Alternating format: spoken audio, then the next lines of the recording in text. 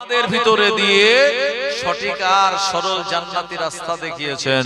তোমরা ছিলে মদিনাতে পরিচয়হীন, আর আমাকে পেয়ে তোমরা পরিচয় পেলে। আর মদিনার সাহাবীরাও বলেছিলেন, হুজুর মক্কার মানুষেরা আপনাকে রিফিউজ করেছিল, ইগনোর করেছিল, আমরা আপনাকে শেল্টার দিয়েছি। আমার ভাইজানেরা, এরপরে নবীজি কিছু বললেন, সাহাবীরাও কিছু বললেন। নবীজি পরিশেষে বললেন, হে আনসারীরা শুনে রাখো, তোমরা হলে আমার গায়ের গেঞ্জির মতো, আর মক্কার সাহাবীরা হলো আমার গায়ের পাঞ্জাবির মতো। আমি এই মদিনার আনসারীদেরকেই বেশি ভালোবাসি, মহাব্বত করি, এবং আমার ওফাতের পর আমি তোমাদের কাছেই অবস্থান করব। নবীজি যখন এই কথাটি বললেন, আর একটা খুব গুরুত্বপূর্ণ কথা নবীজি বলেছিলেন। আল্লাহ নবী বললেন, হে মদিনার আনসারীরা, ওরা আজকে হুনাইন নামক যুদ্ধের ময়দান থেকে মক্কা সাহাবীরা ওরা গনিমতের মাল নিয়ে চলে যাচ্ছে, আর মদিনার আনসারীরা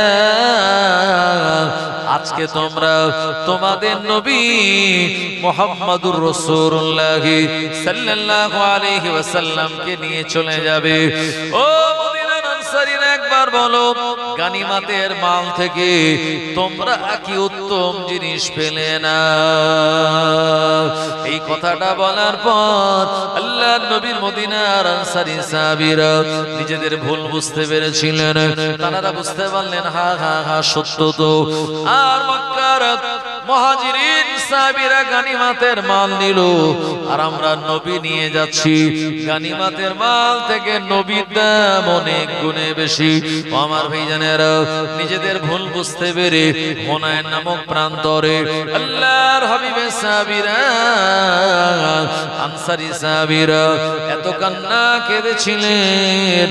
আমার ভাইজানেরা, তানাদের দাড়ি মোবারক ভিজে জমিনটাও ভিজে গিয়েছিল।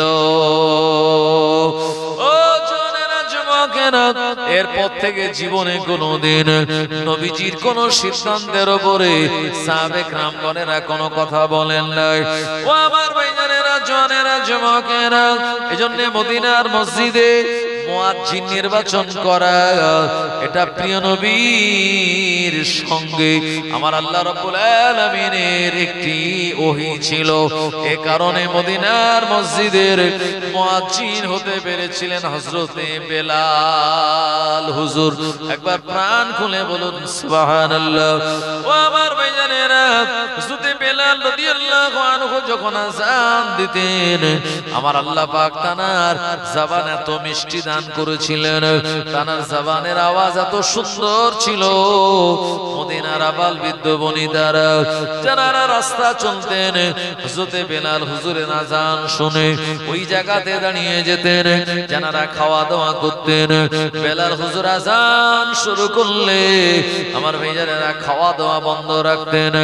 যে যেমন ভাবে থাকতেন, সবার কাজ কাম গুলো স্টপ হয়ে যেত। বেলাল হুজুরের আযান শেষ হওয়ার পর আবার সবাই স্বাভাবিকভাবে কাজ কাম করতেন। ও আমার ভাইজানেরা, ওই আযান এমন আযান, যে আযানের আওয়াজটা আমার আল্লাহর আরশে আজিমে পৌঁছে যেত। আরো জোরে বলেন সুবহানাল্লাহ। দুরূদ শরীফ, আল্লাহুম্মা সাল্লি আলা সাইয়্যিদিনা